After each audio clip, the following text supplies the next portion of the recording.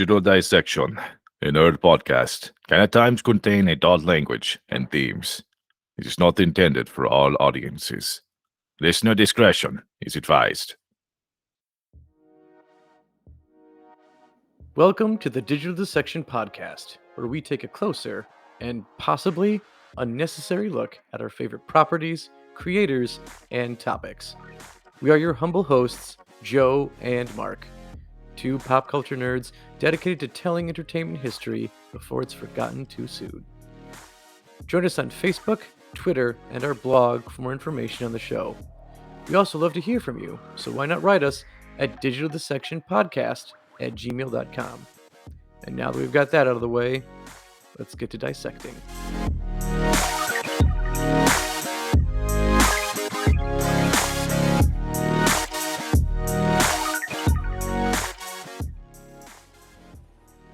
Joe, it's a very, very special occasion. Yes, it's the time for retro review. And it's technically the newest game we've ever reviewed. But it is a remaster of several old games put into one. Yes, technically it is a collection of games that came out starting in 2009. But for those of you who are watching the video version of this, you're in for a treat. Yes, it is time for us to talk about Assassin's Creed, the Ezio collection. But Joe, tonight, we podcast in the dark to serve the light. That we do. And neither of us are dressed as the proper assassin. And I'm actually kind of sad that I forgot that I had this when we did the retro review for Assassin's Creed 3, because now I feel like I'm overdressed and I was underdressed before. Just completely doing the wrong occasion here. I mean, look at it. I mean, I'm sitting over here, dual wielding flintlock pistols, almost for nothing, because there's no revolution coming right now. But if that wasn't enough, I also have the trusty tomahawk right here. Oh, yes. Ready to go, but, wrong assassin. But hey, you know what? Maybe it's like the other assassins coming to honor who is probably considered to be the greatest assassin of the series. So, yep. Hood's coming off. It's just too hot for that. Oh, yeah, it's way too warm. Well, here's the thing, though. It's actually funny timing that we did this, because it is the 15th anniversary of Assassin's Creed as a property, and there's going to be a whole bunch of tie-ins with, past and present assassins and all that good stuff. So it's actually, not the worst thing we've ever done in terms of dress. No. Mm-hmm. And for the anniversary, they just announced, a swath of new, Assassin's Creed games, too. So that's pretty big. We're finally getting feudal Japan, because no one's been asking for that since the franchise came out, forever ago. So we finally get that. But yeah, very exciting times. And what better way to honor that than looking back to not the assassin that started it all, but definitely the one that put the franchise on the map. Yeah, I mean, it's not quite going all the way back to Altair Ibn-la'Ahad, the youngest master assassin of all time, but this is my favorite assassin, Joe. As you remember, we did start off this season with Assassin's Creed 3, the very first retro review of Season 2, and now it feels like we're coming full circle. Like, this is on that theoretical whiteboard that we have. Like, this was the episode where I'm like, yes! It's here! Yes! That one up there on the board. That's the one I want. And I've been waiting patiently. Yep. Yes, this is your Gundam episode, and I'm very excited. So many Ezio lines are going to come out tonight, and some are going to just be whatever I come up with. But either way, it's happening. But hey, you know what? In the spirit of retro reviews, this is kind of an interesting one, and I apologize that this is conceptual in some ways, because usually we focus on one game. Well, tonight we're going to be focusing on 3 games. Yeah. We got you for 3 games. So that's what we're doing on that side of things. Yes, because it is the Ezio trilogy remaster we're looking at here. So it was 3 games on one disc for the price of like 1.5 games, I think is what they charged for this when it was brand new. If even, because like Assassin's Creed games are almost like the Madden series, where if you just wait a half a year, you will get them at discount price because another one's coming right up. Yeah, it's very true. And in this case, this was a part of that Assassin's Creed history that did kind of split some people because we did get annual releases, right? Like it was literally every year that we were getting another game. But, for me, I actually kind of appreciate it because this was a good time for me, all right? The year was 2009 when the first one came out. And in the spirit of other retro reviews that we've done, we usually talk about the state of gaming at that point in time. Yeah. We don't have that much time because we're trying to squeeze in 3 games. But in 2009, we had some very important properties come out. We had Batman Arkham Asylum. Huge. We had Yep. We had Infamous. Very good. If you remember Prototype at all? Prototype is a fun game. I don't know if you've ever played it. I never played it, but it was definitely one where it came out, it had a good amount of hype to it, and like it was one where I think it just kind of like it looked really similar to Infamous in like the way it was appeared in the trailers. Yeah. So when it came to buying like one of the two, because this is definitely college territory and funding was very limited when it came to things that were not education or beer. So we made decisions and we went with Infamous. Not a bad decision, rapid firing the last in here. We've got League of Legends, we got Borderlands, Minecraft, and of course, Ghostbusters, the video game. Yes, that was also on the priority list of buying things. Yes, absolutely. Yeah, so if you are unfamiliar with the host of the podcast, Mark is prone to sweating in most temperatures, climates, and environments. So even in his own air-conditioned home, wearing too many layers is very rough. So Mark has de-assassined himself. Whereas I'm the opposite, and I run very cold, so this is toasty and great for me. I might just sleep in this thing tonight. Yeah, if you watch the video program, you'll notice that my Assassin's garb is noticeably gone. You can only wear that stuff for so long. And that has real leather on it, by the way. Like that's actual leather. Not happening. All right, we'll tell you what. Let's dive right in because we don't have a whole lot of time. We got to figure out a way to get 3 games crammed into it. Now, when I look back at Assassin's Creed 2, I actually think that this is where I have the most amount of nostalgia for this series, even though I loved Assassin's Creed 1. But Joe, what are your thoughts on Assassin's Creed 2? Just kind of early thoughts. Well, even like playing this game for the first time when it wasn't even in the Ezio trilogy, because obviously like we both bought this game pretty much immediately and just jumped right in, plowed through the game as fast as we could. Not as fast as we could, but we jumped in because of how much we really loved the nostalgia. This coming out, definitely, it felt like when you have the developer actually listen, kind of almost like when Sonic got so many downvotes on YouTube, like, oh, we can't release this movie. We have to change the way Sonic looks. That's kind of what Assassin's Creed 2 did with the Assassin's Creed franchise, is they heard about a few of the complaints about the first series, the first entry in the series, and they went back and they're like, okay, so this is what they didn't like, this is what they did like. We're working on game 2. Let's pay attention to what the fans want, and let's give them that in this game.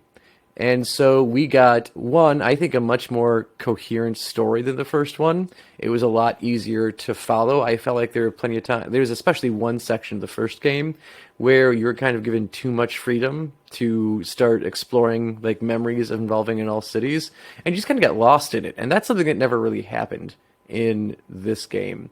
Plus, also, you get a very, very charismatic protagonist to follow, and it completely changes the mood of the game. So instead of being on this path of redemption, of almost forced redemption that we had with Altair, we get kind of a romanced revenge story with Ezio. And I say romance just because, well, the man learned French from sleeping with French women, so this is just how he operates. So he's just incredibly smooth. just fun to follow, and the fact that you are with him literally from the time he's born. Well, but we didn't actually know that he was hooking up with the French ladies until Brotherhood, so... Not until Brotherhood. We got a little ahead of ourselves, but hey, Yeah. be ready for more Ezio fun. He was definitely still Casanova style, though, from the very beginning. Yeah. And when you look at the end of Assassin's Creed 1, there's this, like, huge cliffhanger at the end of the first one where the main character, Desmond Miles, in the future, realizes he's got the pigeon vision that you love, Joe, where he Good can old see... pigeon vision. Yeah, you can see stuff written in blood, and so when you look at that, it was like, holy shit, what a way to end the game. And then you come into this, and it's like, wait a second, I'm playing this like charismatic dude. He's like street fighting, you know. It was really really a fun way to take Altair, who is kind of a dusty character, you know. And then you plug into Ezio, who is like just instant, like cool. He is like James Bond, but Renaissance style, you know, like let's get going. And so, yeah, you're totally right about how Ubisoft definitely listened to the fans for once. And they're like, wait a second, let's drop off of, you know, pickpocketing missions and intel hunting and all these things that are monotonous in every single city that you go to. Yeah, and I mean, those things are still there, but like they were a part of every memory and every mission in the first game. It's like, okay, I get it, we're sneaky, but come on, let's have some variety here. So you get that in this game, and I also like that you brought up the cliffhanger from the first game with Desmond, because I think this game does a great job of really continuing that modern day story that they started in the first one. And you kind of had this intrigue over Desmond being abducted by Abstergo and finding out more about the assassins through his own memories in the Animus. And now you have Desmond on the run with Lucy, who... We can't give anything away yet if you haven't played the game yet, because we're going to get there anyway. But let's save that for at least getting to Brotherhood. So just really doing a great job of taking care of both the things in the Animus and the things outside of the Animus, which, as we found from the movie, is pretty hard to do. Yeah, which the movie did its best, but we won't get into that today.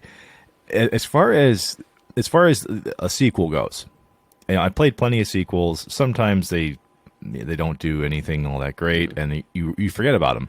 But for this game specifically, like, this is the game that actually put Assassin's Creed on the map, which is really funny to think about, because, you know, it's not always the case with a game having its first entry looked at as like, wow, this game sucks compared to number 2. Yeah, you know, like if it's crazy to think that number 1 was popular enough to get to 2, and then 2 blows the doors off of pop culture, video games. I mean, Ezio's appearing in, you know, awards ceremonies. I mean, literally, like he showed up in some like video game award shows and stuff. So it's just crazy to think that he, like, the character completely revolutionized gaming when he came out. So yeah. I mean, I think he shows up at a bar toasting, I think, a guy named Dave. I think that's how the commercial goes. Yep. Yes. When the Templar murdered my family, it turns around and God, I feel like that was yesterday, dude. This is I know, like, right? 13 years ago, man. Holy shit. Whew. Okay. Yeah. So, and this is also a game where free running got a bit of an overhaul in this, where it was like, I feel like we say almost every game the free running improves a little bit, or they tweak it, they change it. Sometimes it works, sometimes it doesn't. And this is one where it definitely felt like Ezio did exactly what you wanted him to do. And we also got like new skills in this game that helped free running get even better, because in the first game, Altair was very limited in, like, basically he had to get something. If he had to climb, it had to be within arm's reach, or he wasn't getting up there. Whereas Ezio, eventually capable of jumping on the wall upward a little bit to grab something else ahead of him, something else above him. So that made it that much better. And I feel like this game also, this is where, like, chain killing gets introduced too, isn't it? Is in number 2? No, chain killing would actually be a Brotherhood thing. Yep. But in terms of, like, what the combat did, you know, in the first game, the novelty for most people was to sit back, and then wait for a counter so that you can do like a really cool kill move. Yes. Whereas Ezio was a little bit more offensive. You know, like he could hack and slash a little bit, and then kind of mold his fighting style into a counter move, right? Like so he could be, you know, hitting someone 2 or 3 times, and then somebody tries to attack you, and then boom, you're like slipping right into a counter kill. You know, so the first game was obviously simplified. I'm not trying to shit on it too much. But with Assassin's Creed 2, yeah, the combat got much more fluid, you know, much more interesting to be a part of. You could still sit back and wait for things to try and kill you, don't get me wrong. Oh, definitely. But, yeah, it wasn't the core focus.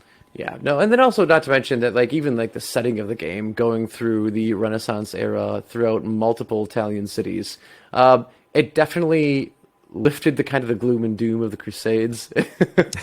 It was That's just yeah, a little bit. Yep, a little bit. Yeah. So it's like, oh, this is the Holy Land, but man, do we want to go home? And that's kind of what the first games felt. And I feel like just like Templar involvement is also a lot more fun in this game, as opposed to finding random Templar knights that are just absolute assholes to try and beat. Yeah, like that's what I always thought was a major misstep of Assassin's Creed 1, was that every time there's a Templar that you have to kill, for some reason, like even as the main characters and the main antagonists, you still have to do research on them. It's like, that guy's a Templar. You know he's a Templar. We know he Can't is. I just kill him? Yeah, right?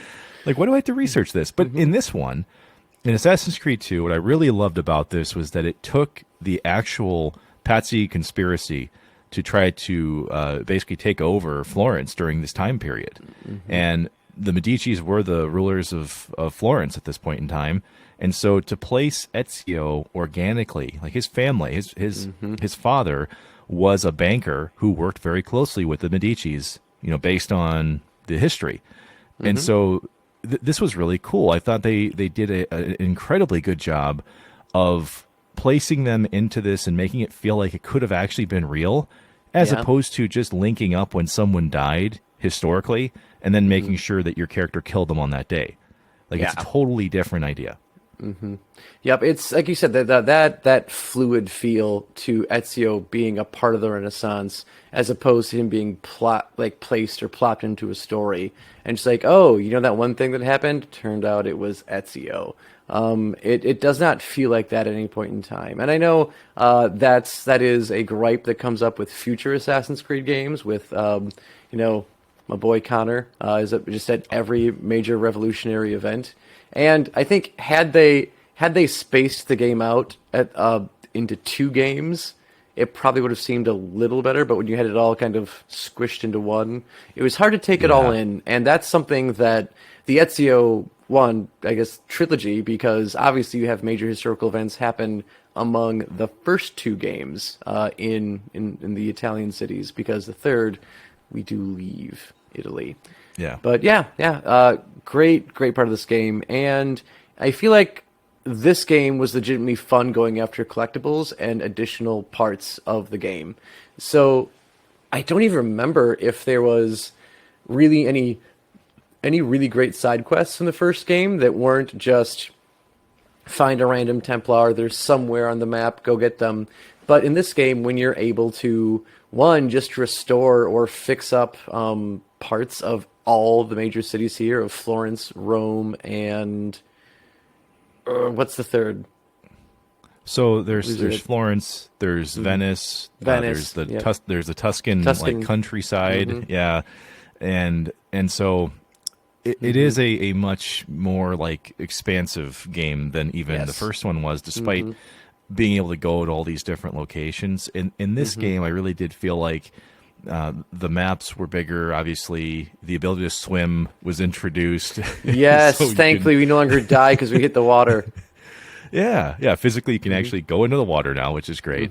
And so there were some smaller maps too in between, like the bigger cities as well, that you could go explore, like Forlì as well. Like Forlì was one of the smaller maps that was available in the game. Still had hidden locations you could go to, and even though it was a small map, it still felt like a sprawling, you know, tiny little town. So yeah, I mean, I think they did a really good job of taking that simplified approach and giving it much more life. Now, based on what you mentioned about hidden areas, though, this is where I think the game really did step things up, and not just because hidden stuff is fun to play and it's not the main story, all that, but what they did as far as narratives go, they took the events of the first game and they almost treated them like they're mystic, like they're. And I'm not talking about like the blue team in Pokemon. I mean, the events of the first game are almost like legends at this point. Yeah. Right? It's several hundred years later. Only a few people really know the history of the original assassins, Altair, the Codex, all this stuff. It's a very limited amount of people that even knew about it. So finding the stuff that's left behind is truly a mystery to your character. And even though if you've played the first game and you go to 2, you're sitting here going like, I feel like this is a mystery to me, and I know the lore. Right? And I think that's... I don't know if it really doesn't come up, I think, in 2 or Brotherhood, because they really would look at Revelations eventually. But just knowing that, like, Altair's story doesn't stop after Assassin's Creed. And I think this game starts to hint at that, because you know there are things that happened, but there are things that you don't know about Assassin's Creed. And they hint at the idea that there's something more going on. But even like looking at more of Ezio's story itself, I think more than just like, him being a part of the Renaissance's history in this area, his personal story is pretty great, because we've got some like Sharks and Jets style stuff going on when he's young. He is this brash ruffian who is a lover, not a fighter, but he's also a fighter, so don't fuck with him. And we get this fun, like really, really like huge backstory that honestly I don't think we've quite gotten with any assassin since. Because Connor, you did get to play Connor from a child going onward, but I still feel like with Connor, we got little Connor, we got teenage Connor, and then we got adult Connor. But with Ezio, we have infant Ezio, young Ezio, teenage Ezio, still in his prime young Ezio in Assassin's Creed 2, before we leave on to he's having back problems in his 30s in Assassin's Creed Brotherhood. But every part of the story of one, again, like I said, almost like a romanticized revenge story, because while you are out to find the person who is responsible for basically putting your family to death, you're going to say like murder, because he convinces the entire city that Ezio's family is responsible for some heinous act, and they're executed. So they're falsely executed. And it's up to Ezio to exact his revenge, but at the same time, unlike future assassins, he doesn't just use the order to meet his own needs and then basically find his way out of it, or kind of like we never see or hear from him again. So he really begins to get this deep, devout respect for the assassins, and he helps turn them into arguably the greatest chapter of their existence, because of what they did for him and what he wants to do in return. Well, I mean, the big thing here is that Ezio doesn't even know what the Order is. He doesn't even know that the assassins were a thing. Yeah. All he knew is that his dad would secretively sneak out at night, and suddenly when his dad is facing the gallows, it's like, hey, I got this chest with some stuff in it you want to open up. Don't ask questions, just put it on. And it's like, okay. Is it secret? Is it safe? Go get it. Yeah. Let's go get it right now. Mm-hmm. Yeah. And so, like, what I thought was brilliant with Assassin's Creed 2 from a storytelling standpoint is that it is a coming-of-age story for Ezio, right? Because he gets to figure out not just who he is as a person and then growing into adulthood, but then he also sees how much his life changes the more that he accepts what the Order is, and then fights towards that mutual need that they have to rid the Templars, right? Or rid the world of the Templars. So I thought that that's why this game stands out, and people agree on this, is that it ramps up at just the right amount all the way through.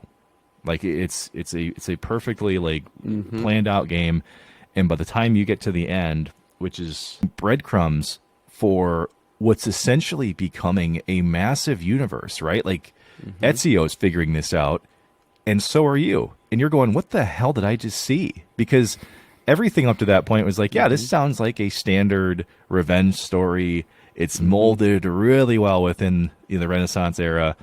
It's like, am I looking at aliens or something? Like, what is this?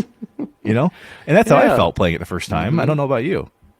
Yeah, it was definitely, I had that feel that this was something greater than like holy relics, because I feel like that's kind of the impression that you get from the first game, is that these are these ancient things that have been here since, well, from what we could feasibly see is the dawn of civilization. We don't understand them. We just know they have great power. And that's kind of where we're left off with it in the first Assassin's Creed game. And because then you also find out, as Desmond, that's what Abstergo's looking for. They're looking for these old relics. And I think there are hints here and there that Assassin's Creed is taking a very popular narrative throughout books and movies at this time, and is that the gods that we believed in when we were young in civilization may not have been gods. They may have been superhumans or aliens. Yeah. Yes. But I think when it comes to cliffhangers, because they did a really good job with cliffhangers, right, in the early versions of these games, and I can't stop but laugh at a moment at the very end of the first one, or the very end of Assassin's Creed 2, because that's the first time that Ezio hears the name Desmond, right, the main character in the future. And the only thing I could ever think of, Joe, because he goes, who is this Desmond? All I could think of is of one more line he could say, which is, why does he not wear the ribbon? Who is this Desmond? None of it makes any sense. Street tough. Yeah, he's a Seinfeld street tough, right? Oh my gosh. Who does not wear the ribbon?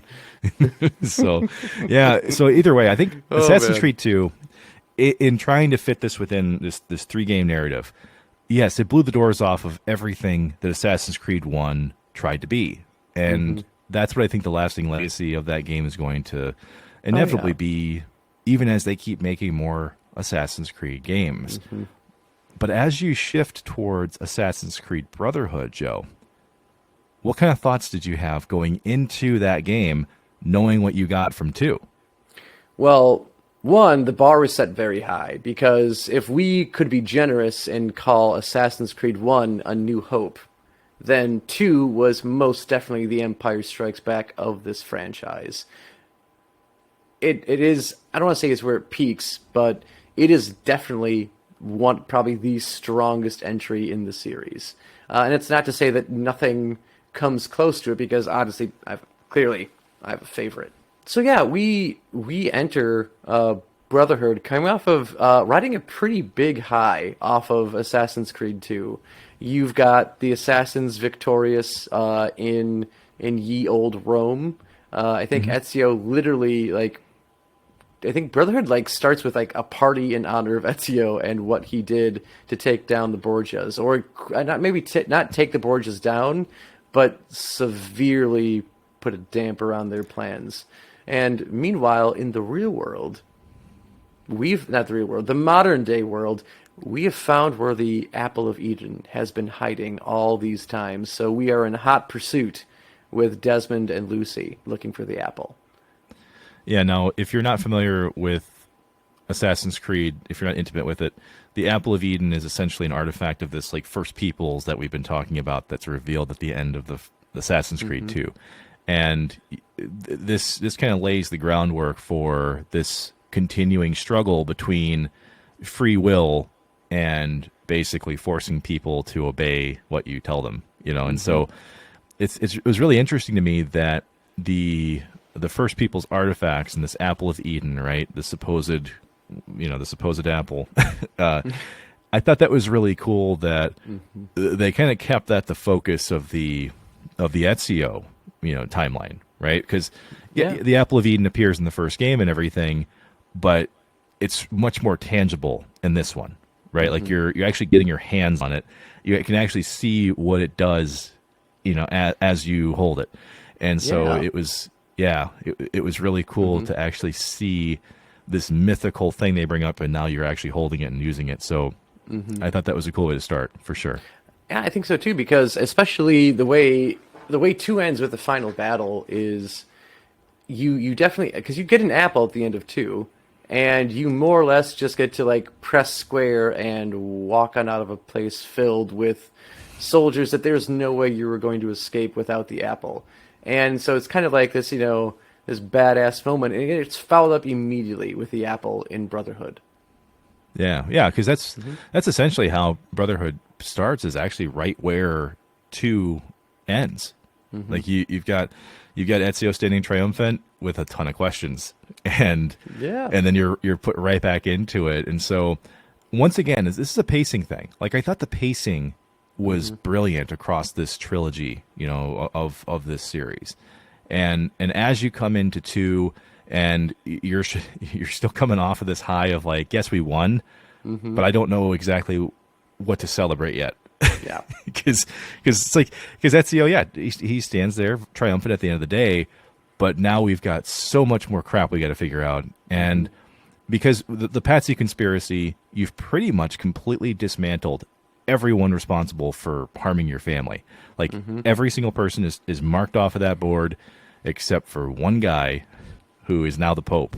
Yeah, hard to take the Pope out in the Renaissance. Yeah. Big figure during this time of the planet. So pretty hard to get Roma next to the Pope. Roma's all about the Pope. They love the Rome Pope, loves the Pope. right? Yep. Really big in Rome, Yeah. the Pope. Yeah. But so the question that a lot of people had, though, when Brotherhood came out back in 2010 was, what is Brotherhood? Is this a full game? Is this a DLC? Is this just a really big side mission that we're selling as a full game? And the answers are kind of a combination of all those things, because they were initially thinking of making Brotherhood into some kind of like mobile game, or maybe it's like a handheld game or something like that. And then they realized we have way more ideas. We have way much more story to tell. And so let's keep this going. And so there were some people who were really tough on this game when it first came out because of those concepts. But this game was so much more than that. And of the Ezio games, I actually think Brotherhood could be the strongest of all 3 of them, because you do get a revamped combat system. It's not just a retread of the last one. Yep. And as you alluded to, you can actually do chain kills now. And chain kills turns Ezio Auditore into a one-man army. I mean, chain kills were so much fun. I don't know if it was for you as it was for me, but I loved it. Because I know you'd mentioned that in Assassin's Creed 2, they definitely made it so that it was a little more offensive on Ezio's side, and I still felt when I played it, it was fairly defensive combat. Like you could hammer away, but to do the real damage, you had to do a counter at just the right time to kill something and then keep going. And so this just freaking takes that same idea and it cranks it up to 11, because now you get that sweet counter kill and you get someone with an instant. You can just keep that going and go straight through a group of enemies. So it goes from, I guess, kind of, if you were to compare like like in my mind, the big 3 assassins of Altair, Ezio, and Connor, and you have Altair is angsty but cool looking defensive shots, and Connor is just in your face like offense and attack, and he's hammering it to you.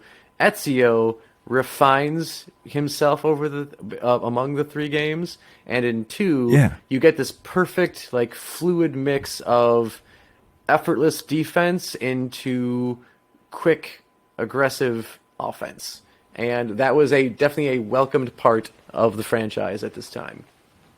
Isn't that interesting though? Like it actually makes sense. Like he isn't just suddenly overpowered. This is Ezio, like coming out of being a teenager, right?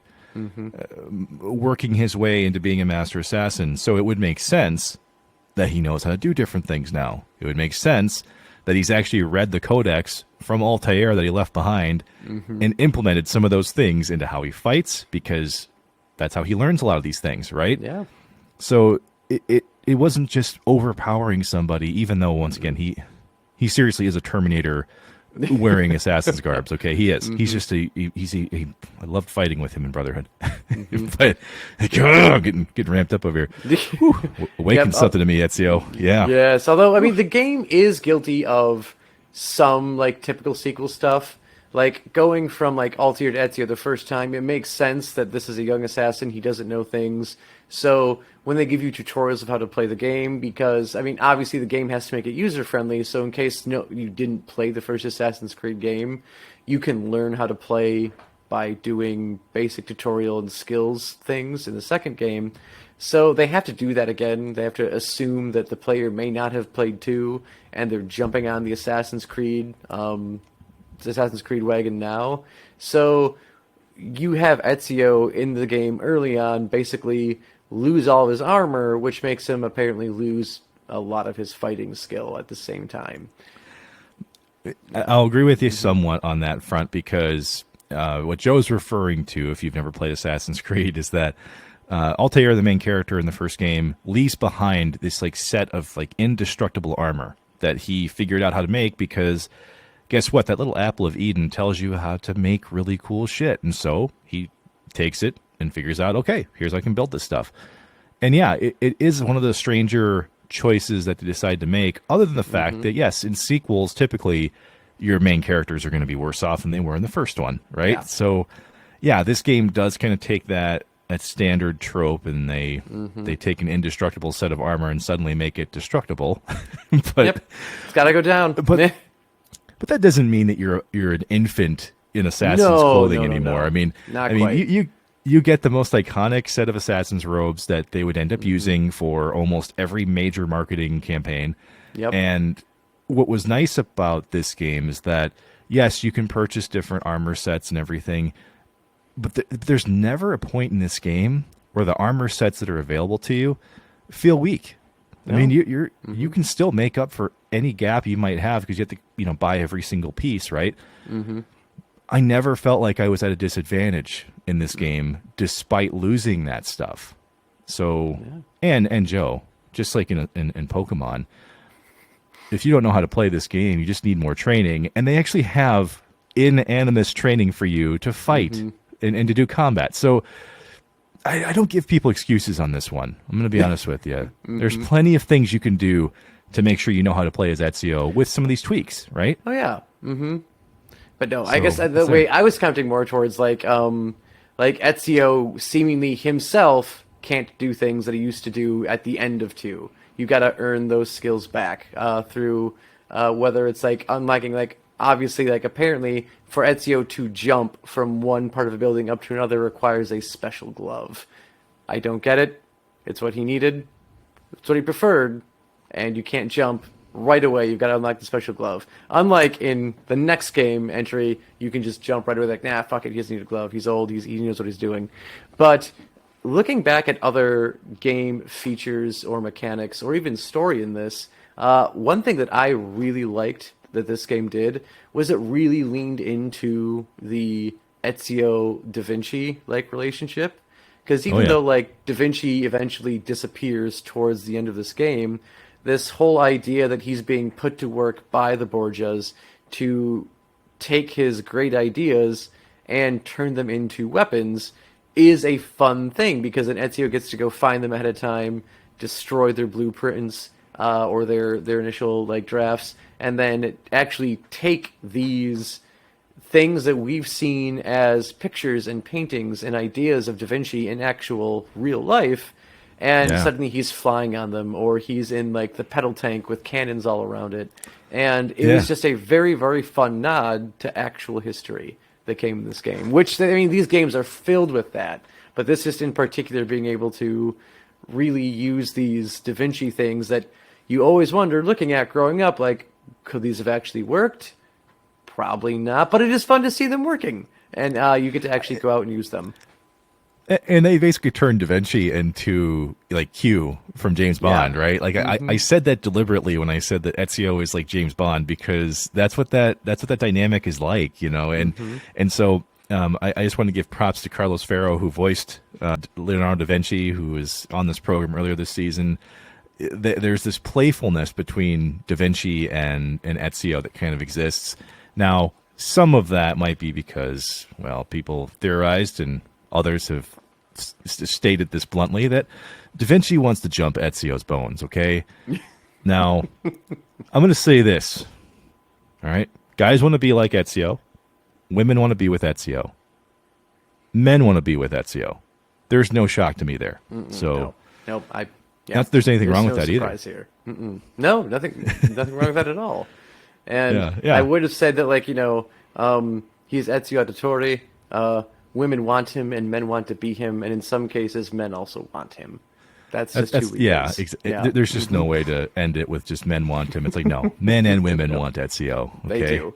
Yes. I'm equal opportunity, Yeah. But Yep. so here's what I thought was cool though about Brotherhood, because it seems like it wouldn't make sense to have just Rome be the main map, right? But it works. Yeah. Having a location as Rome and having that be like where mostly everything happens, because there's side missions and like you mentioned, there's the War Machine stuff, but that to me almost felt like, oh wow, is this a mistake to have it just be Rome as the one main thing that you're playing? And it ended up actually working. I thought it was Very great well. that you have, Yeah. you have all these like major Roman landmarks you can go check out, and I actually found myself exploring Rome more than I ever did any of the Assassin's Creed 2 maps, which is weird. I mean, what was your experience like? I mean, the same, and I think it's just because now that you have Rome as like the only place you're going, all of your collectibles are in Rome. All of your side missions are in Rome. Whereas before, everything is spread out over 3 or 4 maps. So basically, you're only going to where the collectibles are, and you're not exploring so much in the other games. And which isn't to say that they didn't do a good job really fleshing out the cities in the other games, because they definitely did. If you take the time to explore all the cities in Assassin's Creed 2, you're going to find some really great historical like Easter eggs and perks and nods. And you probably have missed them because you were so focused on just going one to the main story, or you buy all the maps that you need to so you can go straight to the collectibles, and you don't necessarily think about taking time to explore the cities. So in this game, when they put it down just to one, even though maybe you are focused on just doing the main story, or you're trying to go from collectible to collectible, you're only doing it in one city. So they spread it out over the one city. There's more to pick up. Therefore, you get to see more of Rome and appreciate it more. I mean, I definitely appreciated it more. I'll just be blunt on that. I think you already knew I was going that direction. But to me, Brotherhood, it had like there's different elevations. There's you can actually see the differences between where the money is in Rome, because you're a liberator as opposed to someone trying to get revenge this time around, right? So in liberating Rome, you're going to some of these places that might be a little more downtrodden than the last one. And when you go to an area of Rome that maybe has more influence and has politicians and people in it, you see the architecture change. You see the streets being cleaner. Things just look different. And so I thought that was something that the previous game really didn't have a whole lot of. And so that's why Rome, even though it's one location, it felt like 10 different ones right all on top of each other. And so I thought that was a really cool decision to make, because it could have backfired easily, and some people may not agree with this. But I think that's why Rome, to me, is just such an awesome location and a well-executed one in this game. Yeah, I completely agree. And I think it's time we actually touch on why the name of this game works so well for what it does. Because one, they couldn't call it Assassin's Creed 3 because Assassin's Creed 3 was already in development. So you couldn't just go straight on with the numbering. And so when you call it Brotherhood, it works because this is the first time in the franchise that you really get to take control of other assassins and have them go out and do things. And it's more than because, like before with Ezio, basically you got missions from someone else in the guild, and you still get those as a part of side quests. But now, as a master assassin, you get to be in control of basically a whole separate other game. And you get this mini game of sending the assassins out to various parts of not even just Europe, but basically the world. They're going into, I think, parts of Asia, down into like the upper portion of Africa, and you can train up the assassins and get them leveled up, get them better gear, and make it so they're more capable of going in and doing missions without getting hurt or killed in the process. And of course, you get to actually, I'm pretty sure this game, you get to actually help them in the game, where you see them as like a character. They start as a small like side quest, you save them, and then now they're into the actual Brotherhood, and you're sending them out and having them do things for you. Yeah, you actually have to go save these people because they're usually getting beat up on by city guards or something. And one of my favorite lines in these games, it's not that it has any like crazy meaning, it's just when Ezio reaches out and he's like, "The liberation of Roma has begun." And like, it's just, the guy's like bald and like he's got like, his mustache is uneven like mine. He's like, "Oh, thank you. I'm just a simple baker, but I'll fight with you." And you're like, that to me was where I'm like, did you actually vet this dude at all? Because just because he's wearing purple doesn't mean that he's going to be a great assassin. No, not at all. They're all wearing purple. Every one of them is wearing purple.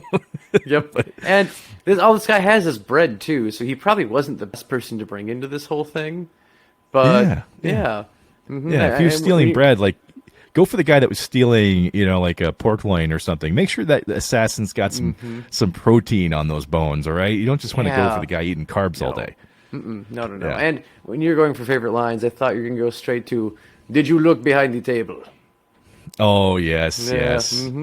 Yeah, that dude, Bartholomew is one of the coolest assassins in the Order because, and we're not going to go all the way into his story because, because you can look at that yourself. But yeah, that is one of my favorite lines where it's like, "Did you look behind the table?" Yes. I don't know. I'm assuming he did. Yeah. Yeah. But seriously though, the idea of actually having an Assassin's like Brotherhood, it was there in Assassin's Creed 2. You didn't know it was there until they kind of reveal who all these people were. But once again, you're playing the role of Liberator. So you have to found your own Assassin's HQ in Rome because the Borgia and the Pope, the papal people, they've all forced them out. There's no assassins that are living, as assassins in Rome anymore. So that was really kind of a cool thing, because if you looked into the codex and some of the behind like the non like main or the non main like missions in 2, you do hear about how Altair did find other branches. Like, this is one of the reasons why the Assassin's Brotherhood, the original one, had so many potential issues and some splintering, because Altair was going around the world trying to build up the Order. So it was neat to kind of see Ezio step into that same type of mentor, or il mentore, as the trophy is called in the game. So interesting concepts. I liked it a lot. Yeah, and also like kudos to this game actually making a trailer that shows things you can actually do in the game, because again, like the whole like the idea of Brotherhood is that you've got you're training your boys and your girls to go around the world, be assassins, build up the Order. And that's all fine and good in terms of getting trophies and doing a side game, but what are they doing for you in Rome? Well, the more you level them up with their skills, the more they can help you in the main storyline.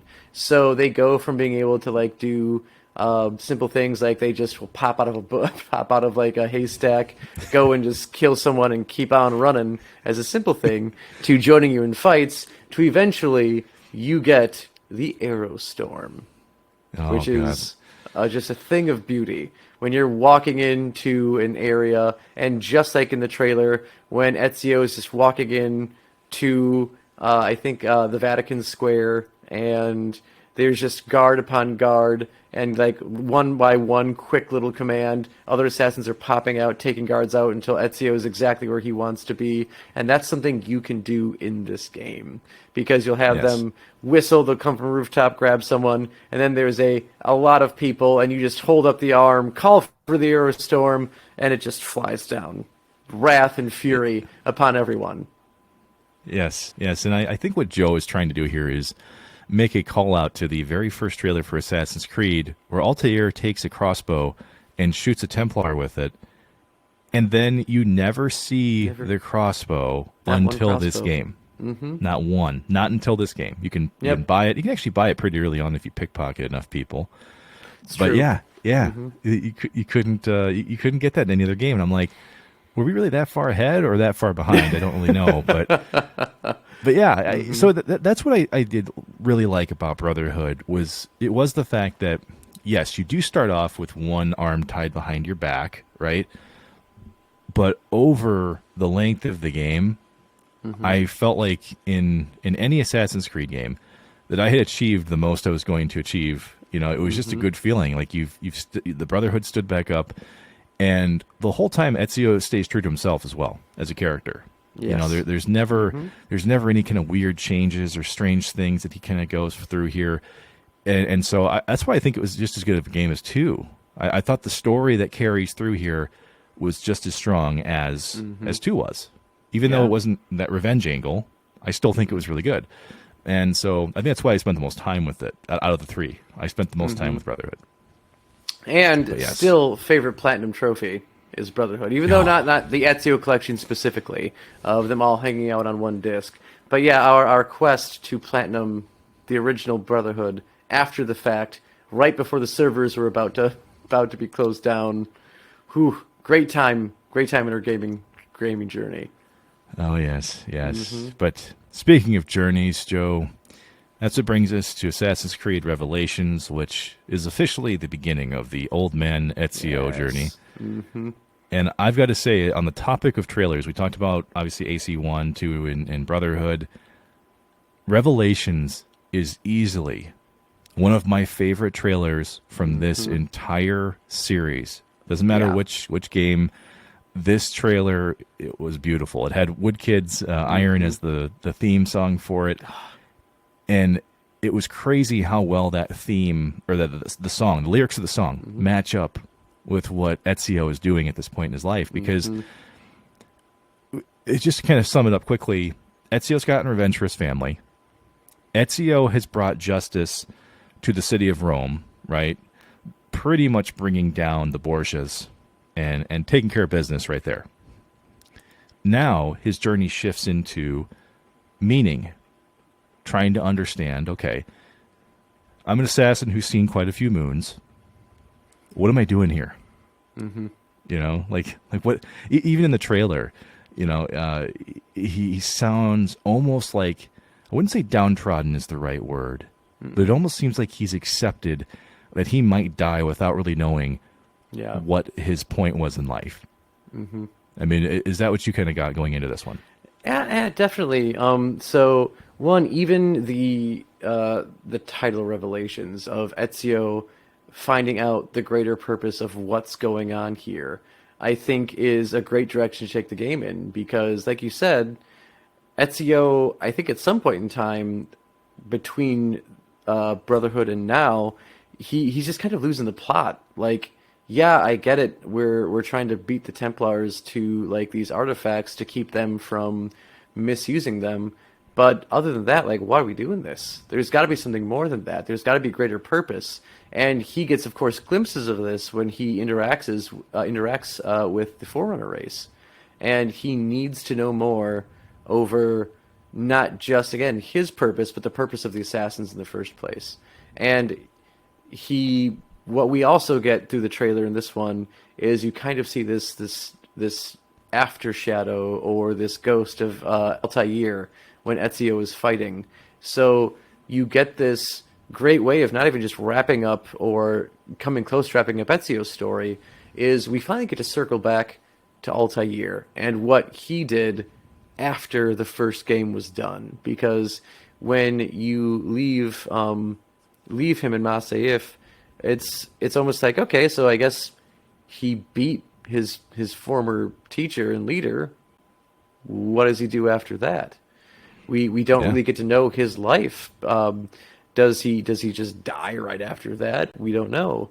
And it turns out Ezio would also really like to know. So he sets out to find purpose through what Altair's left. Now, one correction for you there, though, is that there are some things that we know about Altair if we looked deep enough.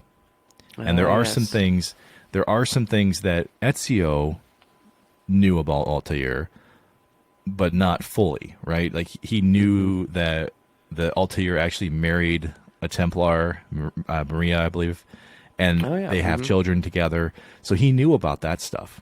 Or I should say maybe Desmond knew this. I don't know if Ezio did. It was definitely Desmond that knew it. So either way, there's questions left over. There's things that we clearly need answers to. Yes. And in the spirit of kind of explaining Brotherhood, Revelations was another one of those games that was potentially conceived as, once again, a handheld or a mobile game. And so because it was made, wasn't it being made for the Vita? That was its plan. Yeah, it was supposed to be on the handhelds. Yeah. And so once again, I was like, holy shit, I am so happy that they made this a console game because the narrative that they tied together didn't just tie together Ezio's story, it tied together all 4 games up to that point. Yep. And so if you'd only played, 1 and 2 and then skipped Brotherhood and Revelations, it's like you fucked yourself big time. Oh, like yeah. This is the payoff for for 6 years of gaming. Like this was huge. And I couldn't thank him enough for having made this one. Because as far as like gameplay goes and like the stuff I appreciated the most, Brotherhood definitely wins that one.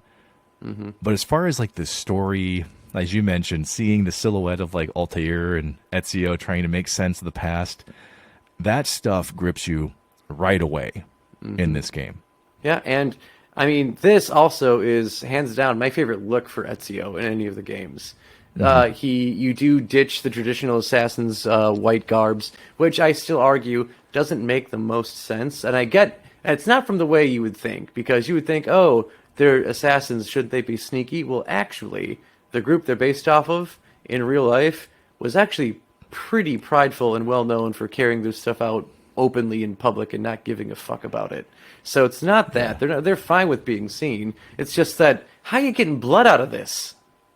You have to throw it away after you kill one person. Start all over again. Just from a practical stance, why would you want white outerwear when you know you're going to be killing people and blood's not getting out of it? We know Ezio, being Italian, he's going to drink wine. He's spilling something eventually.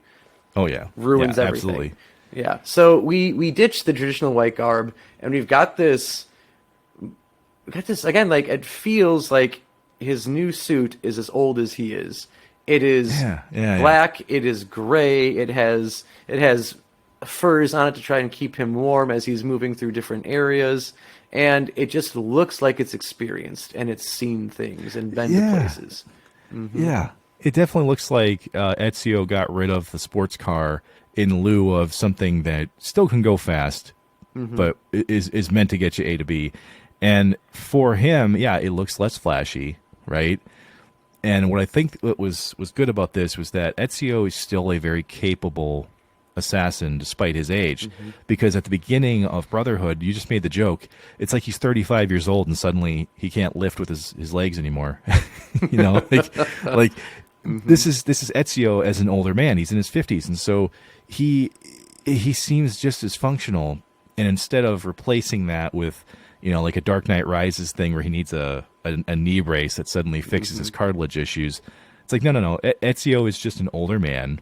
He might heal a little bit slower now. He might need to drink some cranberry juice, but he's still a skilled assassin. And so I thought instead of doing the standard sequel treatment in the beginning of the game where, like you mentioned, you have to learn how to do all this stuff again, instead you start off with a gravely injured Ezio, and it makes more sense as to why you can't do the things.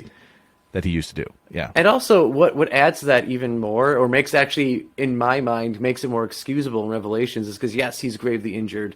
We see in the trailer that his hidden blades get damaged. He doesn't have any Yeah. other weapons on him, so you've got to actually get all these things back. But on top of that, you have it under the guise that not even the guise. He's in a brand new city that he's never been in before, and you Yeah. meet Yusuf, who is the den leader for the assassins in Istanbul, or as Ezio says, Constantinople. Yes. Constantinople. Yes. Yes. So Like, sorry. they're calling it. I can't. Oh yeah. I can't be you have to stopped. say I it. can't be stopped. No, no, no, Yeah. no, no, no. And nor would I dream of stopping you. But it's kind of great because you're getting a tour of the city, and you're just trying to keep up with this younger assassin. So Yeah. when you're climbing things, when you're parkouring, when you're going over stuff, and you're doing combat things again, one, you have a new hidden blade, which is now a hook blade. So you're getting new skills that are just, well, you've got a different weapon. We're showing you how to use the new weapon that's part of your base set. And you just got to get to know the city. Here's getting around Istanbul, and here's how you should do it. And you have to keep up with me. So it takes that same, I mean, it's the same thing that like people hate even out of sequel movies, is you somehow reduce the character from the glory of the first movie that they earned and got at the end, and now they're kind of back at the bottom so we can watch the hero build themselves back up. And it does it in a matter where you're not mad by it. Yes, you're doing the skills again that you already know how to do because you played the previous game, but your shit broke, you're in a new place, and you are no longer, top dog in your city anymore. So you got to learn the ropes. It makes total sense to me why they do it, how they do it in this game. Yeah, and the other thing too that you mentioned about Yusuf, who was the the den leader of the assassins in Constantinople, Constantinople. What I thought was really funny about him is that there's a realization in these games now, because we're 5 years, 6 years into the franchise, and everyone has heard Ezio Auditore da Firenze at least one or two times, right? Like it's stated everywhere. But then when he arrives in Constantinople, Yusuf sees him and he's like, "Yeah, you're Ezio Auditore da."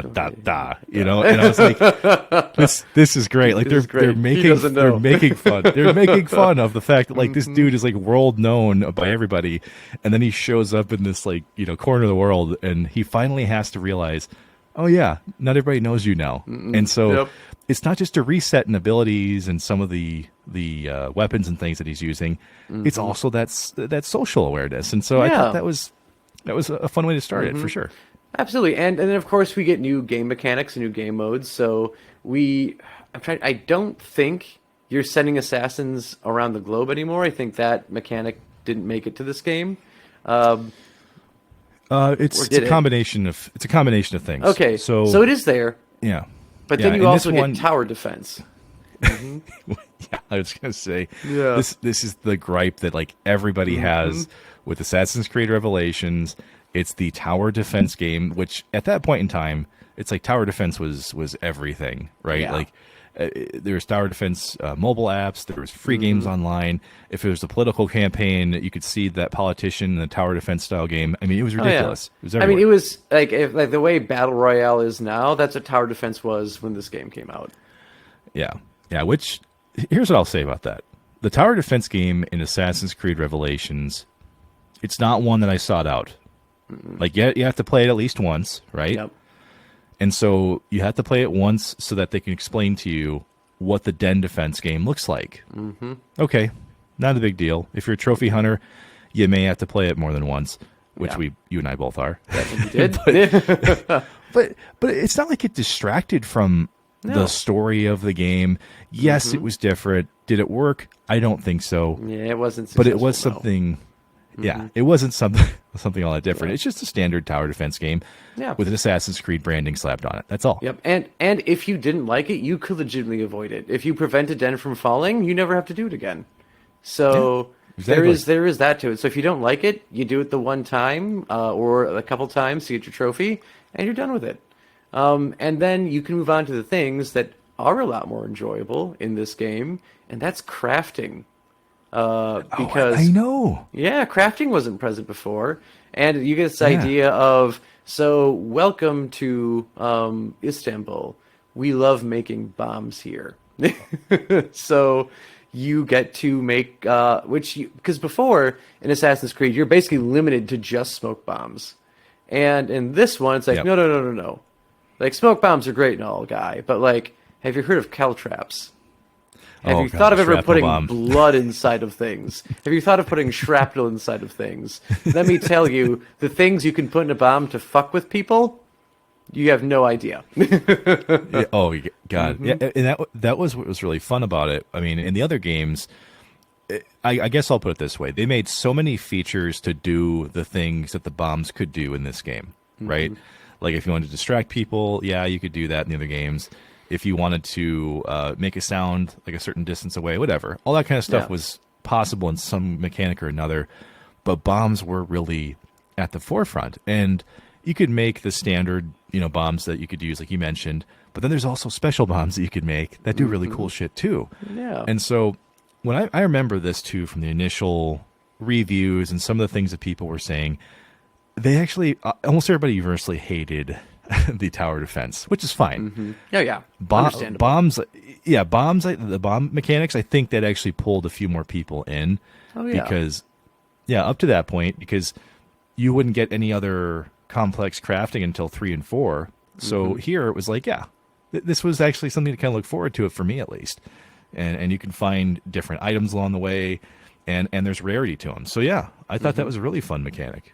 Absolutely. And actually backtracking a little bit to Brotherhood, we've been talking all about just Ezio's journey so far, and we kind of left Desmond out of what's going on right now, because you have a very, very big cliffhanger at the end of Brotherhood between Desmond and Lucy, and we won't completely ruin that for you. Desmond ends up in a coma, however, because of the events that happen at the end of Brotherhood with him and Lucy. And Correct. this is where, actually, of all of the games up to this point, Revelations, honestly, I kind of think is the weakest in terms of the Desmond story. You do get a lot of it, but the way it's packaged of him kind of in the somewhere between his own consciousness and what's going on with the Animus itself, interesting, but I don't know. Like, I didn't enjoy as much as actually going around and doing things as Desmond before. So I feel like this one, they put themselves in an odd spot, and where it ends up is very good. Like, I definitely enjoy where Desmond's story ends up at the end of Revelations, but Yeah. enduring the story is also one thing where I think this game kind of fails a little bit.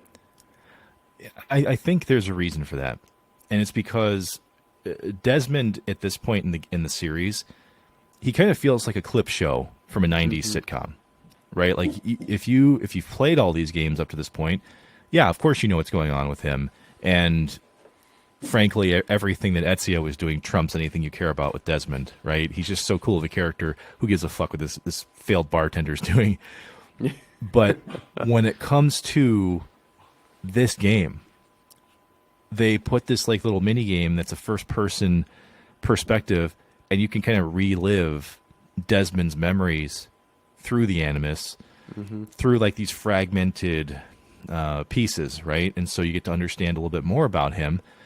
And a lot of this does actually disclose things that we didn't know about him up to this point. Like, there's a lot of stuff that's familiar, but there's a lot of stuff that we didn't know. And I really thought that was a mistake, because the core story that's interesting here is the connected history between Altair and Ezio. And so anything that was going on with Desmond was never going to be that interesting. No. It just wasn't going to be that way. And so I think that's why it's there. I think that's why it's placed in this lazy format, that first-person mini-game that you can do where you're collecting little Animus fragments and all that stuff, right? Yeah. That's why that's there. That's why it's like that, I'm telling you. No. Yeah. So let's get away from that part of the story, and let's focus on what Ezio is now doing then, because clearly this is where the bread and butter is. This is the good stuff. It's bringing home the bacon and all the food that you'd prefer to talk about right now.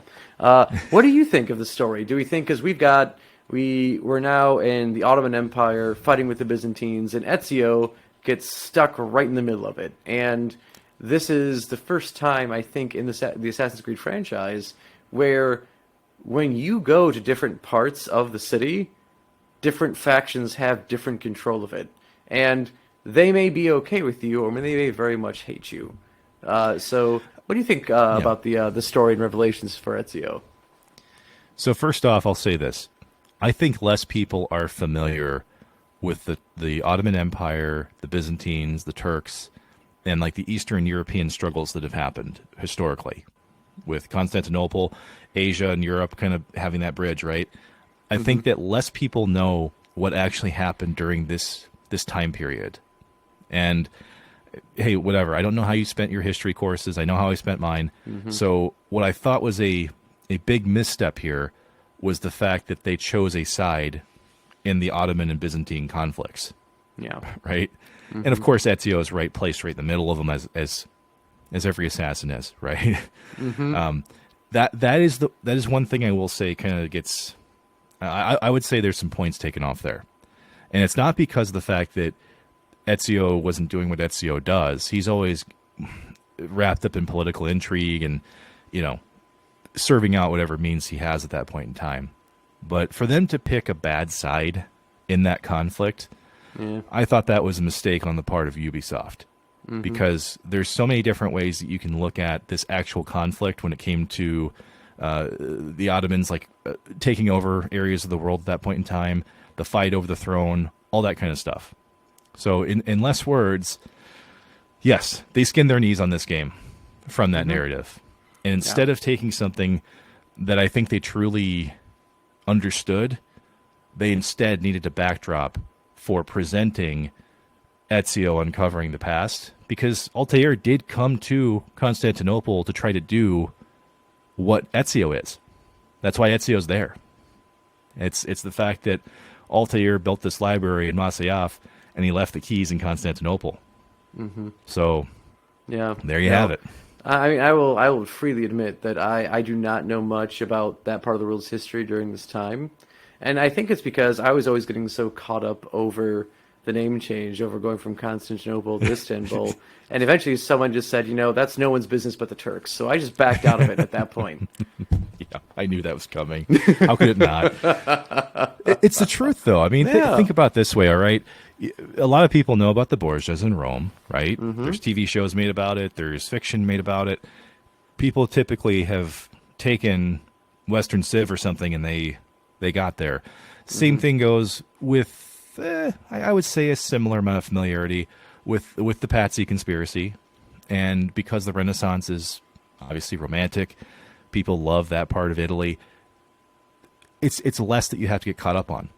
But in this game, I think it's cheaply used as a background. Yeah. And I'm not going to say it's dangerous and that people need to have content warnings because of it. But the best thing about this game is tying up the loose ends behind what Altair's purpose was in life. Because just like Ezio, he knew a lot of pain in his life. Yeah. I mean, Altair loses half his family. His father commits suicide when he's young. So there's a lot of bad shit that happens to Altair. But the same thing can be said for Ezio. So the fact that you have all these these lines that are coming together across time, that was what really was the core function of this game. Yeah. And I'll be completely blunt with you on this, Joe. I didn't give a fuck what was going on with the politics of this game. Oh God, no. No, you don't. Yeah. Because first time I played it, get me to Altair. That's all I gave a fuck about the first time I played it. Going on Altair, and again, you going into knowing that this is Ezio's last hurrah, and you want to see how he goes out. And I also think, without giving away what happens, because if you haven't played this yet, and you go out and you pick up the Ezio trilogy, it is just such a well-written and developed ending for Ezio's story. And I mean, you could even say it's not the true ending because there is the short movie Embers, which did come out with with Revelations when it originally came out, and that's where you see old man Ezio finally pass away. But effectively, this is the end of Ezio's story as a member of the Assassins, and the way he goes out after he after he gets to a point in tracing down Altair's breadcrumbs that he's left for everyone to find, was beautiful. It was one of the best well-written exits for a character in a video game series. I would personally think. I will tell a really quick story, and then it's time to get this review wrapped up because we've got some points we got to give out. But yes, when it came to this game, that journey meant a lot to me. This whole idea of wrapping up everything that we'd experienced for like 6 years, that meant so much to me that I literally cursed at my mom and my then girlfriend because I was playing the game and they're coming in and just having like a conversation where there's laughing and I think there's trumpets involved and possibly live animals. and so I'm like sitting here trying to like take in all of this stuff that Ezio's going through at the end and like these major plot points. And I'm looking around and I'm like, could you guys leave? There's like 6 TVs in this house. It's like, yeah, there's 6 TVs in this house. This one has the most important thing going on it right now. And y'all are fucking talking right here. Yes, I was glued, absolutely glued to the finale of that game. And to this day, it was one of the few games that actually gave me tears. Not like, full on like elephant tears, but there's some mist. My eyes are a little sweaty. Yeah, loved the way it ended. One of the best endings in a video game ever. Totally. So. I all right. Unapologetically believe that. Oh, yeah. So, I mean, definitely go out and get this game. Give it a try for yourself. You need to see, if you haven't experienced Ezio's story from start to finish, and even if it's a matter of, like, you're not going to play through to be a completionist, you just want to experience Ezio and his journey for yourself, pick the game up. And now, it is time for us, because you can see Sully walking in the background. He may be queuing us up to like, hey, dude, wrap this up. I got to go to the bathroom. It's time for us to go ahead and review this. And because we've done before, we've used hidden blades, we've used tomahawks to review these games, I think it's time we go apples. And not your Granny Smith, not your Macintosh, and certainly not your Red Delicious. But it is time for Apples of Eden. And that's how we are rating this game. Yes, and you know what, Joe? Normally you have the first crack at rating the graphics, which is our first metric. I'm going to take a shot at it first this time. Go for it. Change things up just a little bit. So when it comes to graphics, the Assassin's Creed franchise, obviously nowadays it's top of the line. It's one of the best made games you're going to find from a graphics standpoint. Wasn't really the case back when Assassin's Creed 2, Brotherhood, and Revelations came out. Now, it did get better. From one game to the next, right? Like there's a shot in Brotherhood where Ezio's looking at his Uncle Mario, and he's like in his study, and he's staring at him, and it looks like you're looking at a real person. Like it looks like you're looking at an actual real person in CGI. So I'll give him that. It got better as it went. But in AC2, when you're going to talk to your dad and he's in jail, and your dad puts his hands through the bars, it literally looks like someone said, "Hey, do fingers look like carrots?" And somebody went, yeah. I think so, But make sure you put a fingernail on that carrot, okay? Yes. and they are at least baby carrots. They're not, like, coming to weird points. They are baby carrots. They're just bulbous and thick. Yeah, we're not savages. But no. Yeah, it was not good. No. So I will say this. For graphics in the series, I'm going to give it like an aggregate for all 3 of them. But I got to give it a 3.75. Because I truly believe that's indicative of the entire series to that point. Yeah, completely. And I have to say, I winced a little bit when you started talking about Uncle Mario, because I totally thought you were winding up for a bad joke when you said Uncle Mario was drawing you in. You got really close, and he was going to pass away in your arms. And just as he died, he went, "Wah!" and then died. But he didn't do that. No. You do get one Super Mario joke in the series when you first you do. meet Mario, and Ezio's like, "Who are you?" "It's me, Mario." And I'm like, okay. This guy right here giving the bad uncle jokes. Yeah, you're a funny guy, huh? Yeah, funny guy. Yeah. So going on to graphics then, I'm taking this from the standpoint that I don't know if when you gave it that rating, you looked at the games when they originally came out. I was going off of if you actually buy the remaster of the Ezio trilogy and that comes out. I was looking at the metric of how a lot of times it doesn't get better. it doesn't get better. It really doesn't No. get better. If anything, Carrot it fingers is is still there. still there, still very much there. And I mean, it's still like you buy the like, to me, like the standard of the collection on a single disc is always going to be the Nathan Drake collection. And even when you look at that, when you're compressing that many games onto a single disc, even though it's on the next gen platform and most of the games are on the previous, actually no, all of them are on the 3. Those games are not as pretty on the Nathan Drake collection as they were back on the 3. And this is the same thing. Even like in their time, they had their moments where they looked pretty and others where they were rough, and now you've put them all together onto one disc. And again, you're doing the same. You're compressing data, despite the fact that you can read it better. And still, I think the graphics go down a little bit. So I'm just going to give this a 3.5 with mine. Yeah. Right. Okay. No, fair enough. Well, making our way over to gameplay, how do you think the gameplay stands up for this trilogy? Gameplay? I mean, this is something where I don't think they actually actively improved gameplay from the original games when they came out to the remaster, which is fine. You don't have to do that if you don't want to. You don't have to fix bugs that aren't there.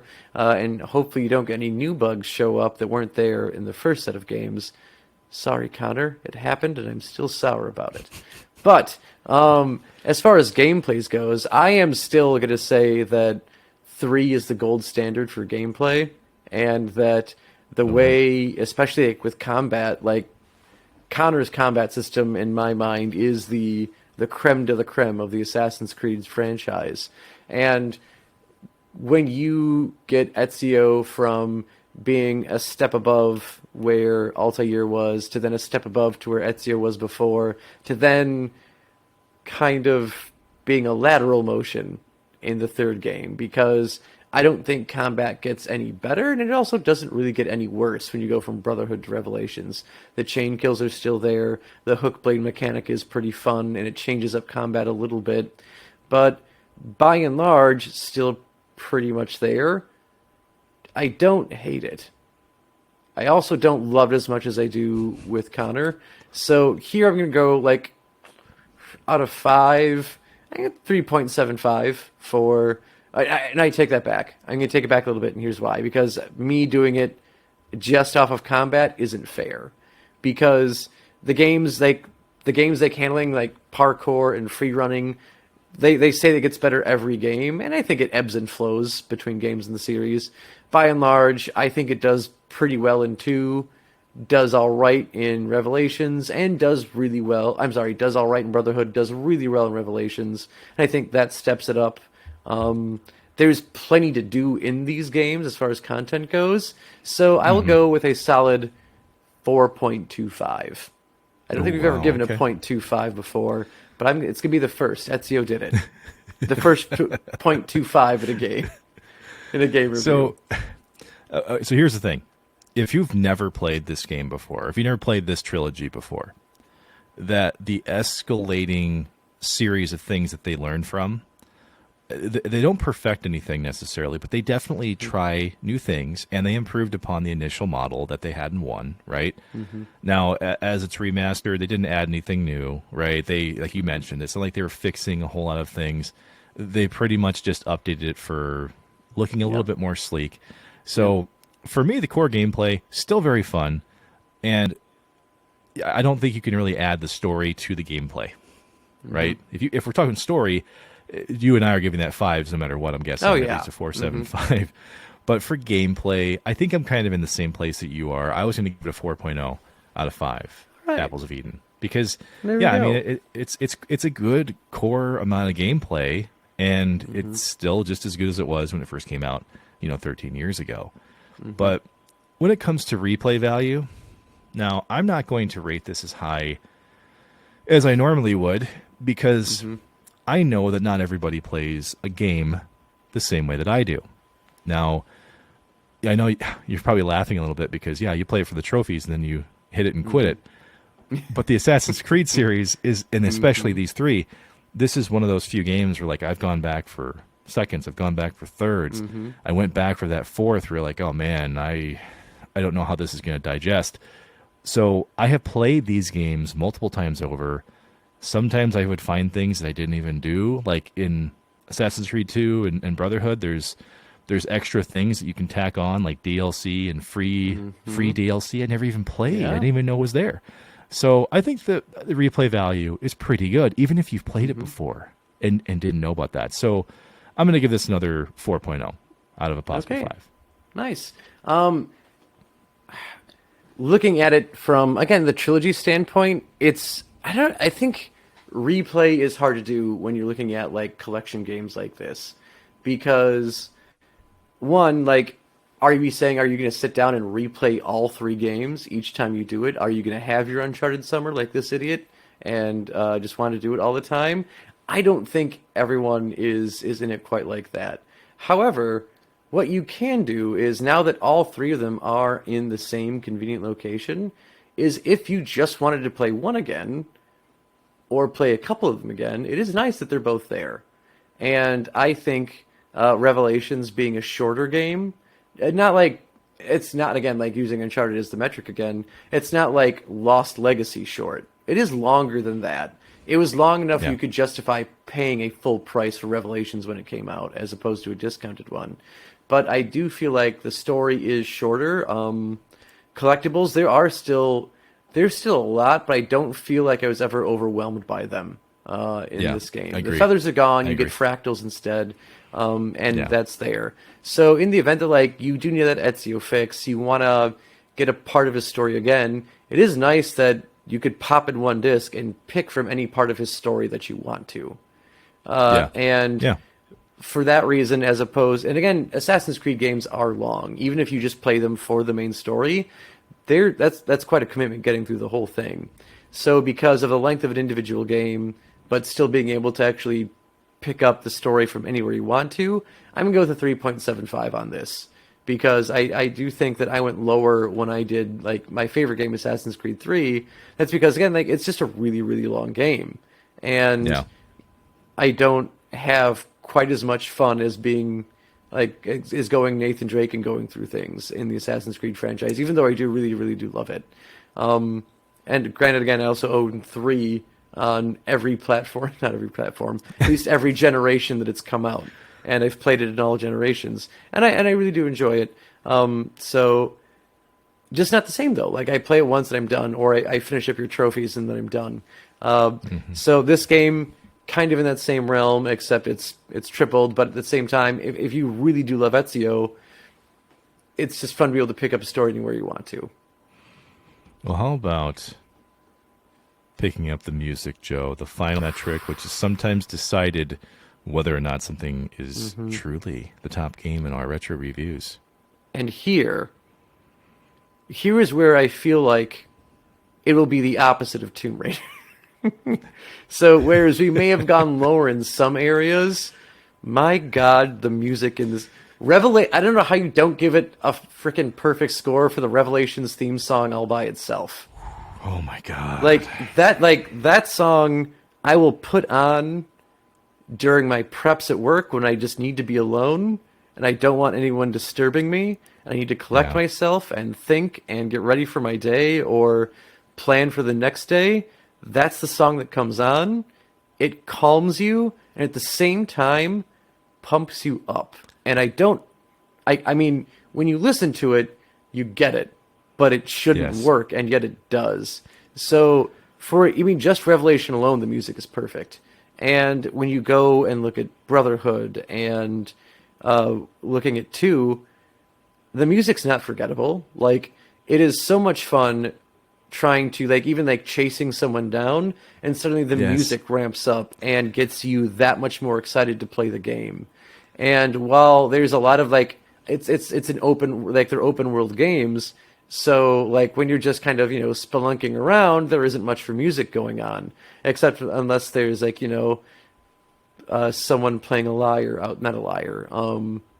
a minstrel out there doing something. Ezio's favorite members of society, by the way, minstrels. And yes. Yeah, great inside stuff with that. But even if you were to say that, like, okay, so Revelations is peak music, what about the other 2 games? The other two games' music is not in any condition that it would be bad that would reduce the perfect score for me. Like, even if you could say, like, Revelations is the best, like, well, okay, the other ones may not quite be there, but they're not horrible. Like, I can remember music from specific parts of the game. I remember the music pulling me into the game and liking it more. Like, the opening theme songs for every game are incredible. And then, like, I'm gonna almost want to be an asshole and throw in trailer music as a part of this. Because the trailer music for Revelations was so freaking perfect that I wish I could somehow give this a 5+, but it doesn't exist. It breaks the scale, and if it breaks the scale, then you have to make new scales. We're not in Exactly. We're not in position to do that. 5 out of 5 stars. Get out of here. I figured that's where you're going to go with it. Yeah. But here's what I will say. Out of all of the video games I've ever played, I would never be able to name more than 5 songs. Okay? Doesn't matter what game it is, I will never be able to name you 5 songs from a video game. This is the only franchise I've ever played where I can tell you 5 names of music. Okay? And I'm not just Earth saying... has to be one of the kickers. Like, Earth has got to be a great song. Ugh. Jesper Kid, yes, he did Earth. He did Ezio's Family, which Ezio's Family has been remixed into almost every single game since, right? He did Venice Rooftops, which is that chase song that you just mentioned, right? In Revelations, you have The Wounded Eagle. You have Master and Mentor, which is great. You have Animus Island. You have the Noose Titans. You have Son of Umar, A Heated Discussion, Byzantium, Aroko. There's so many fucking good songs from that soundtrack. Yep. One of my favorites, though, comes from Assassin's Creed 2, which is used in Brotherhood, which is The Salvation of Forley. Yes. And that is one song that I guarantee you people have heard, they just don't know the name. And that is one of the best songs in this entire franchise. Oh, yeah. So hands down. Yeah. So, yeah, it is no shock. I'm giving this a 5.0. Yeah. Perfect score. I mean, Jesper Kid's work on this franchise was brilliant. No one else has come close since. So, based off of that, Assassin's Creed, the Ezio Collection, is not our top-rated retro review of all time. That still rests with The Walking Dead Season 1, which was our last retro review. But this still is in the top 5. It actually comes in at an 83%, which actually puts it ahead. This puts it ahead, Joe, of Injustice. It puts it ahead of Tomb Raider, Donkey Kong Country, and Assassin's Creed 3, Joe, your favorite. It is. And again, I have no qualms with this with us rating this higher than 3 because again, this is definitely the Jeremy Clarkson like dog analogy, whereas that's a German Shepherd and it's brilliant, it's bred well, it does its job well, it's an amazing dog, but this is my dog and he's my favorite. And that's Assassin's Creed 3 to me. You know, I knew it was going to end up in that middle ground. I knew it wasn't going to be the top-rated game of all time, but I knew it was going to be, you know, right in that meaty part of the curve. So, no shocker there. Brilliant game, and it's to a point now where it's more than just a game. It's gaming history at this point. It's one of the strongest narratives you're ever going to find in a video game series. And if you don't actually feel something with some of these moments that Ezio goes through, I've got to question what chamber of your heart is working at that point. Because they're just that great. At least 3 are that down. Compelling. At least 3 are down. And with that, folks, we do thank you for listening to Digital Dissection. As always, we appreciate everything the Dissection crew does for us week after week, whether that's sharing a post, commenting, liking, subscribing, all that stuff. We do appreciate it. That support does go a very long way. But if you happened upon this show by accident, why not drop us a review? Tell us what you think about the show. You can email us at digitaldissectionpodcast@gmail.com. You can message us about what robes you liked the most out of the Assassin's Creed universe, or if you just want to show us pictures of Ezio, we'll look at those too. Most likely like them. So we welcome your future ideas for shows as well, and anything you'd like to discuss. And Joe, do you want to do your best Ezio impression to sign us off, or do you want me to take this one for us? I would feel as though I was doing us a disservice if I did Ezio over you. So please, sir, you take this one. Well, I'm going to pretend like I'm going to fight it, but I'm not fighting this at all. You will not pull a waiting. Caesar and deny me 3 times. No, I've been waiting for this moment a long time. And until next time, keep on dissecting. And don't try the leap of faith. There's not enough hay in any cart that's going to save you jumping from that distance. Just Physics just do not work that high up. They just don't. No. Yeah, he should be rightfully dead by now, as well as all assassins. Yes.